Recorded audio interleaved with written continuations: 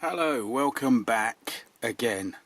I've just posted 2 bonkers and out of sync films. Well, at least that gets them out of the way, doesn't it? So we can move on. And we can move on with the fabulous, yet, what can you call it? Fabulous, yet rubbish Albertross. And believe me, I took what is not a masterpiece of a model of a beautiful but not brilliant aircraft, and I made a right mess of it. Here we go. Okay, so technically this is part 1 of the Airfix 1/72nd scale Albertross DVa. And I've got it open, and I will carefully cut the blister bit off so I can keep that wonderful piece of artwork. I'm starting to get a library of these. I might get a folder and stick them in it. And here are the parts. Simple as can be. It was very well sealed up, I'm very pleased to say, so I haven't lost anything yet. And we get the lovely little stand. I never used to like them as a kid. It's like they're not really flying, but now it's a wonderful way of displaying them. It provides not as much action as dynamism. But anyway, I've got to get the colours right on this. That's going to be a tough one. So here goes. I'm off to go outside and get spraying. Nice little undercoat, and then away we go. So the spray, whoa! Okay, so technically this is part 1 of the Airfix 1/72nd scale DVa Albertross DVa. DVa. 20p. Look at that. What I was going to say is, yes, your basic colours are alright, but the purple, it wants you to mix, and I wasn't too happy with it at first. Anyway, here we go. Here we are with probably half the thing done. And it's all gone together fine, really.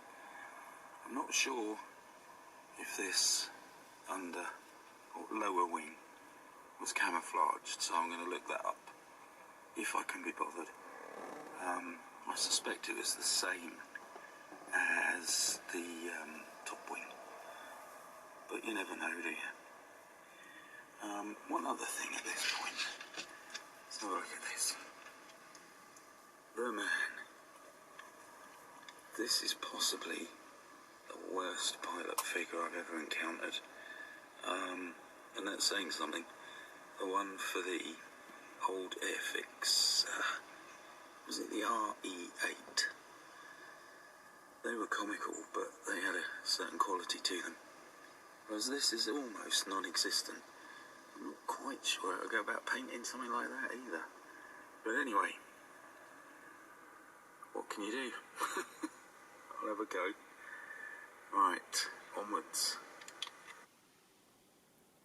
Yes, it's a good point, and I struggled with that to the end.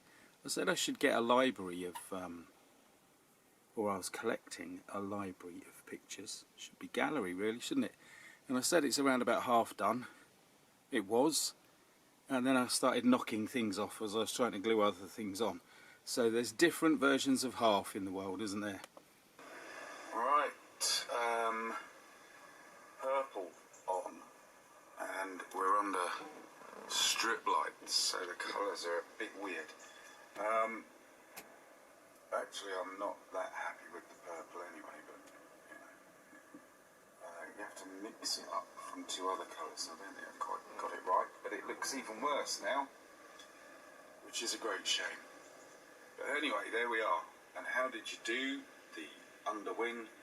Well, I had a look at the instructions on the other model, and they're sort of the reverse of the Airfix, which is really dark. You can still see the shape.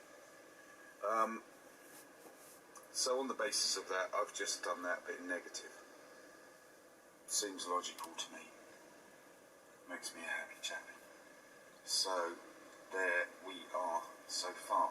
I'm going to draw it to a close there. I thought, being such a simple model, we might be able to do it all in one go and one film, but painting, got to let it dry, and then I know that the struts are going to need a bit of time and support, so that's going to run on, and the school holidays still aren't over, and I've got other commitments. So that means we'll have to have a part 2. What a shame. Right, as ever, thank you for watching. See you again soon. But that was a long time ago, and it's dry now, so we won't get a part 2. We will, if I can shut this down, we will get this instead. Again. 1 minute it's lovely out here, next minute the wind's blowing like mad and knocking everything over. Nearly lost the whole model. Right, what have we got?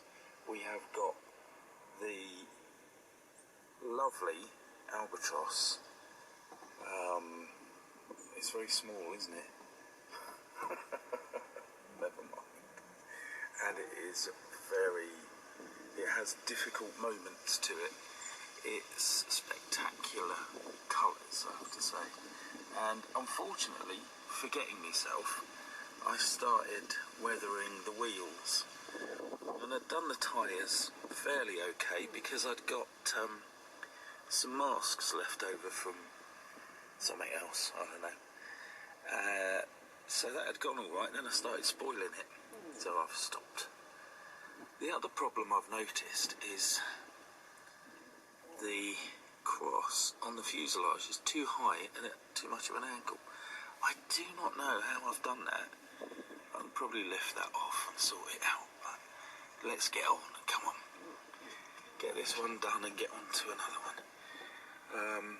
Simply in bringing it out here, the strut has separated from the lower wing, but if I hadn't pointed that out I might have got away with it. Apart from that, there it is on a stand. It is a tricky little model, but it is of its era. I am not going to call it a classic. I suppose in some ways it is. It's a classic, difficult, slightly too simple model. But it is one of the great aircraft of the Great War, even though a lot of people didn't like it, didn't rate it, and knew better was coming later. And it is, there's something special about it. It's very aerodynamic for its era, and it is very stylish. And for me, aesthetics is as much a part of the game as anything else. The little man is terrible. I did pop him in, and he dropped right through. I had to shake the thing to get him out. I don't know if we'll be able to get really close enough. I haven't painted him. I'm giving him a very big furry collar so that it shows up, and a very big red scarf. There's not a lot else you can do with him. Anyway, there it is. And it's going to become part of a small fleet of them. So we will wait for them. I've got to do something else. I've got to clean the palette from this one as well. But it's alright. This is not highly recommended as a model. But it was a blast from the past. And it's a great aircraft. So I'm going to leave it at that because I'm just going around in circles now. There it is, done. I could have done better. Airfix could have done better. Everybody else will have done better than me. But it's good. I'm glad I've got one now. Can't say I enjoyed every minute of it though. But there we go. Right. I'll sign off in the next scene. Now.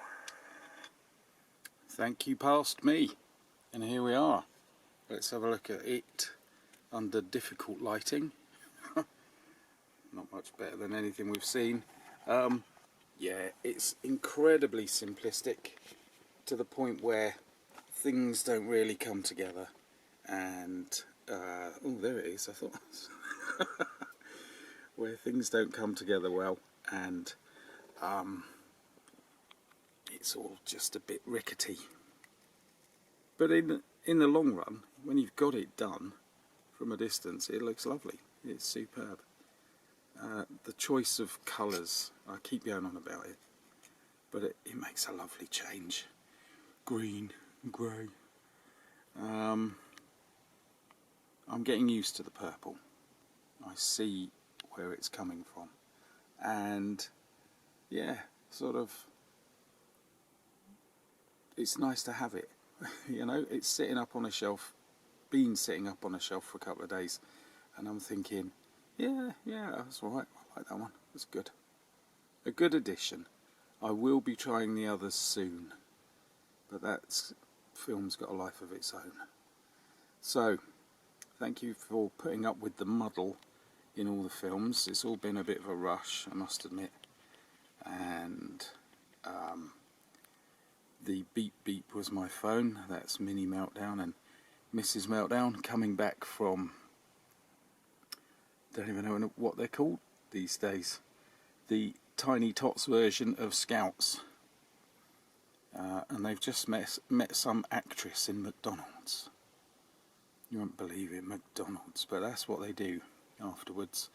And of course all the other kids from Scouts and whatever they are, Beavers and all of that, end up there as well. So there we go. Some poor actress has popped in after filming something, and she's going to be descended upon by kids in uniforms. Deary me. Right, rambling, time to go. Thank you for your patience recently, and I hope I'll be able to get something out sooner, in the right order, and of interest. How about that? And possibly of some worth. So I'll shut up now at 12.5 minutes. Thank you for watching. See you again soon. Bye bye. Looks nice with a black background, doesn't it?